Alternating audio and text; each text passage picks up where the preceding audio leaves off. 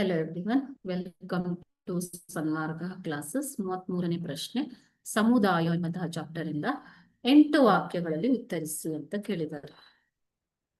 ಗ್ರಾಮ ಸಮುದಾಯದ ಲಕ್ಷಣಗಳನ್ನ ಬರೆಯಿರಿ. ಗ್ರಾಮ ಸಮುದಾಯವು ಚಿಕ್ಕ ಗಾತ್ರದ ಒಂದು ಸಮುದಾಯ. ಓಕೆ, ನಗರ ಸಮುದಾಯಕ್ಕೆ ಹೋಲಿಸಿದರೆ ಗ್ರಾಮ ಸಮುದಾಯ ಗಾತ್ರದಲ್ಲಿ ಚಿಕ್ಕದು. ಸೊ ಈ ಗ್ರಾಮ ಸಮುದಾಯವು ಭಾರತೀಯ ಸಮಾಜದ ಆಧಾರ ಸ್ತಂಭವಾಗಿದೆ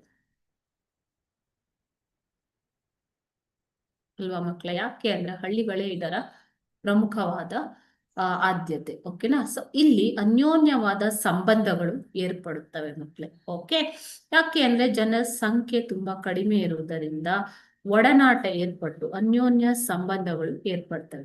ಸಾಮಾಜಿಕ ಐಕ್ಯತೆಯನ್ನ ಗ್ರಾಮ ಸಮುದಾಯವು ಹೊಂದಿರುತ್ತೆ. ಅದೇ ರೀತಿ ಅನೌಪಚಾರಿಕ ನಿಯಂತ್ರಣವನ್ನ ಹೊಂದಿದೆ.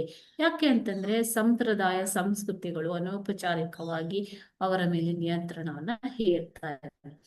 ಅವಿಭಕ್ತ ಕುಟುಂಬಗಳಿಗೆ ಪ್ರಾಮುಖ್ಯತೆಯನ್ನ ನೀಡಲಾಗತ್ತೆ. ಕುಟುಂಬವು ದೊಡ್ಡದಾಗುತ್ತೆ. ನಗರ ಪ್ರದೇಶಕ್ಕೆ ಬಂದಂತೆ ಕುಟುಂಬಗಳ ಗಾತ್ರವು ಕೂಡ ಚಿಕ್ಕದು. ಇಲ್ಲಿ ಕೃಷಿಯೇ ಒಂದು ಪ್ರಧಾನ ಉದ್ಯೋಗವಾಗಿದೆ. ನಿಸರ್ಗದ ಪ್ರಭಾವವು ಅಂದ್ರೆ ಪ್ರಕೃತಿಯ ಪ್ರಭಾವವು ಇವರ ಮೇಲೆ ಅಪಾರ. ನೆರೆಹೊರೆಯವರ ಪ್ರಭಾವವು ಕೂಡ ಇರುತ್ತೆ. ಸರಳವಾದಂತಹ ಸಮಾಜ ವ್ಯವಸ್ಥೆಯನ್ನ ಗ್ರಾಮ ಸಮುದಾಯವು ಹೊಂದಿದೆ. ಅತಿಯಾದ ಧರ್ಮ ಶ್ರದ್ಧೆಯನ್ನ ಗ್ರಾಮೀಣ ಜನರು ಹೊಂದಿರುತ್ತಾರೆ. ಸಾಂಪ್ರದಾಯಿಕ ದೃಷ್ಟಿಕೋನವನ್ನು ಕೂಡ ಹೊಂದಿರುತ್ತಾರೆ. ಆದರೆ ವ್ಯಾಪಕವಾಗಿ ಕಂಡುಬರುವಂತಹ ಜಾತಿ ವ್ಯವಸ್ಥೆ, ಅನಕ್ಷರತೆ, ಬಡತನ, ನಿರುದ್ಯೋಗಗಳು ಕೂಡ ತಾಂಡವವಾಡ್ತಾ ಇವೆ. ಸೊ ಇವು ಗ್ರಾಮ ಸಮುದಾಯದ ಕೆಲವು ಲಕ್ಷಣಗಳು. ಓಕೆನಾ? Thank you.